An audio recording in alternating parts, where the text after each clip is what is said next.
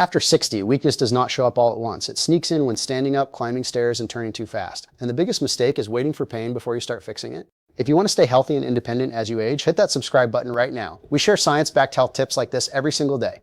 Over the years, one pattern keeps showing up again and again. The people who stay strong the longest are usually not doing fancy workouts. They are doing simple moves, often at home, often in just a few minutes, and they repeat them until their body trusts them again. That is the key, not harder, but smarter. Because here's the thing, your body after 60 is always listening. Every day it asks one question: should I stay strong for this person, or should I save energy and shrink a little? If you give it no reason to stay strong, it starts cutting corners. Your muscles get smaller, your balance gets shakier, your joints get stiffer. Then simple things start feeling harder than they should. But the good news is just as real. You can send your body a different message. You can tell it every single day, we still need strength, we still need balance, we still need smooth movement. And in this video, I'm going to show you 5 daily exercises that do exactly that so you can stay strong, move with less pain, and protect your independence. Now, before we continue, tell me your age and where you're watching from in the comments. This helps us understand who we're helping. Here's what most people get wrong. They think staying strong after 60 means long walks only, or maybe a little stretching, or maybe buying light dumbbells that end up sitting in a closet. But walking alone is not enough. Stretching alone is not enough, and random exercise is not enough. You do not just need movement, you need the right signals. Look, your body is like a house. If the front door squeaks, you do not just polish the windows and hope it goes away. You fix the hinge. In the same way, if getting out of a chair feels hard, your legs need strength. If you wobble when turning, your balance system needs practice. If stairs feel scary, your hips, ankles, and core need training. And the numbers are hard to ignore. A 2024 article from Tufts University School of Medicine said about 1 in 4 older adults falls each year. A 2024 guide from the University of North Carolina also noted that more than 30% of adults 65 and older living in the community fall each year, and that number rises to 50% after 80. That is not a small problem. That is a life-changing problem. So no, the goal is not to exercise harder. The goal is to train the exact skills your body uses every day. Standing, stepping, reaching, pushing, balancing. That is what keeps you free. Number 5, chair stands. Most people think this is too basic to matter, but actually this may be one of the most important strength moves you can do after 60. Why? Because your ability to stand up from a chair is like a daily report card for your legs, hips, and core. If that report card starts slipping, everything else usually follows. Think of your thighs and hips as the engine of a car. When that engine gets weak, the whole ride feels rough. You push off with your hands more, you lean forward too much, your knees complain, your back joins the argument. And before you know it, you stop getting up as often, which makes your muscles shrink even faster. That is the trap. A 2024 guide from the University of North Carolina reviewing the Otago exercise trials found that participants' strength and balance improved markedly on chair stand testing. The same guide reported that in one Otago trial, women age 80 and older had a 32% lower risk of falling than the control group. That tells you something powerful. Stronger legs are not just about exercise, they are about safety. Here's how to do it. Sit on a sturdy chair that does not slide. Put your feet flat on the floor about hip width apart, scoot slightly toward the front edge. Lean your chest forward just a little like your nose is moving over your toes. Then stand up using your legs. Try not to rock, try not to slam the chair on the way down. Lower yourself slowly and with control. That slow lowering matters. It teaches your muscles how to brake, not just how to go. Start with 5 reps, rest, then do another 5. If that feels easy after a week, move to 8 reps, then 10.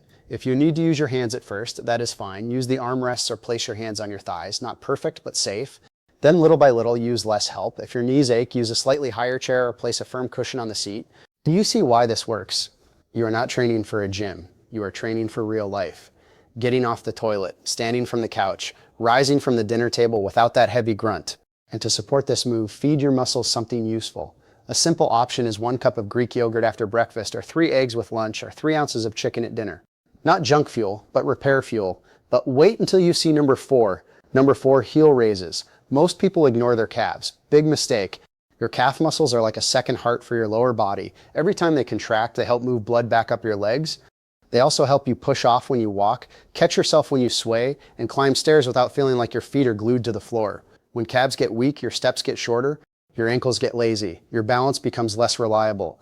It is like trying to drive with worn tires. You may still move, but not with confidence. A 2024 guide from the University of North Carolina reported that after 1 year, the risk of a fall injury in Otago participants was 39% lower than in people who received social visits instead. That matters because many of those home-based fall programs use simple strength and balance moves very much like calf and ankle work. Here's how to do heel raises safely. Stand behind a kitchen chair or at a countertop.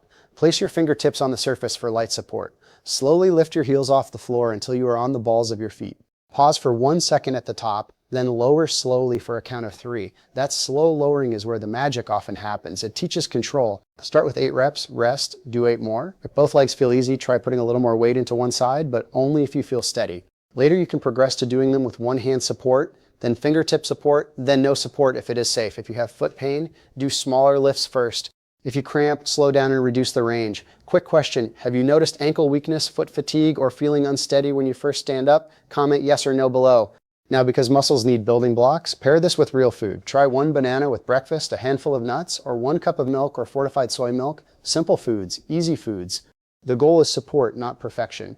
And yes, this small move helps more than people think, because walking well is not just about big muscles, it is about small helpers doing their job. But number 3 is where many people are losing strength without even noticing it. Number 3, wall push-ups. Most people think push-ups are only for young people. But actually, wall push-ups may be one of the safest ways to hold on to upper body strength after 60. And upper body strength matters more than you think. It helps you push yourself out of bed. It helps you steady yourself on a counter. It helps you carry groceries, open heavy doors, and protect yourself if you trip. Your chest, shoulders, arms, and upper back work like the frame around a door. If that frame gets weak, every push becomes harder.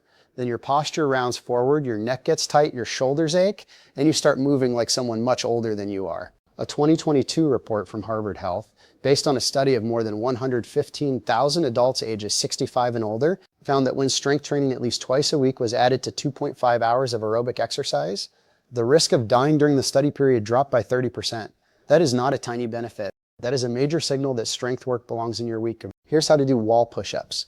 Stand facing a wall, place your hands on the wall at chest height, slightly wider than your shoulders. Step your feet back until your body is in a gentle angle. Keep your heels down if you can. Tighten your stomach like you are bracing for a cough. Then bend your elbows and bring your chest toward the wall. Do not let your head poke forward. Push back to the start. Start with 8 slow reps. If that feels too easy, step farther back. If it feels hard, step closer. If your wrists hurt, place your hands a little higher or change the hand angle. If your shoulders pinch, reduce the depth and keep elbows slightly lower than shoulder level. What are you really training here? Not bodybuilding, not ego. You are teaching your body how to push safely. That means better posture and more confidence using your arms in daily life. For support, keep it simple. Try 1 cup of cottage cheese, 1 can of tuna, or half a cup of beans with a meal. Your muscles do not care if the food is trendy. They care if the food shows up. Before we go further, if this is making sense so far, hit that like button. It tells me you want more videos like this.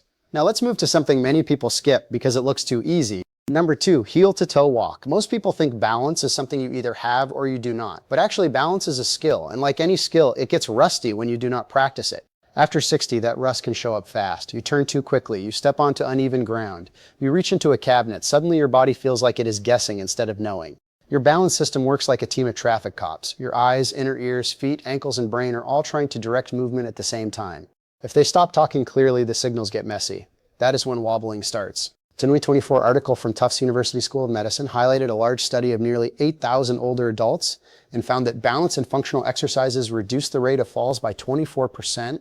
The same Tufts article noted that combined Tai Chi studies showed a 20% reduction in the number of people who experienced falls. That should get your attention. Balance practice changes outcomes. Here's how to do the heel to toe walk. Stand near a counter or hallway wall. Place one foot directly in front of the other so the heel of the front foot nearly touches the toes of the back foot. Then walk forward in a straight line, one careful step at a time. Eyes forward, chest tall, light finger touch on the wall if needed. Take 8 to 10 steps, turn carefully and come back. If that feels too hard, widen the line a little. If it feels easy, reduce hand support. Another option is the one leg stand. Hold the counter, lift one foot just an inch or two. Hold for 5 to 10 seconds. Switch sides. That teaches your body how to own one leg at a time. Why does this matter so much? Because every step you take is really a one leg balance drill. Walking is just falling and catching yourself in a controlled way. If you cannot control one leg, the rest of your walking gets shaky. Try supporting this move with foods that keep your energy steady. An easy option is half a cup of oatmeal in the morning or 1 orange or half an avocado with lunch. Nothing fancy. Just enough to help you stay consistent, and I'd love to hear your story. What made you click on this video today? Share in the comments. Now for the one that ties everything together. Number 1, step-ups. Most people think stairs are the problem, but actually stairs expose the problem. If a single step feels hard, your legs, hips, and balance system are asking for help. Step-ups are one of the best real-life exercises because they train strength, control, and confidence all at once. Your hips are like shock absorbers on a car. When they are strong, movement feels smoother. When they are weak, every step jars your knees and lower back. That is why some people blame their joints when the real issue is poor support around the joints. A 2024 guide from the University of North Carolina reported that in one Otago trial, adults 75 and older had 46% fewer falls after 1 year. In another trial, falls were reduced by 30% and fall injuries by 28%.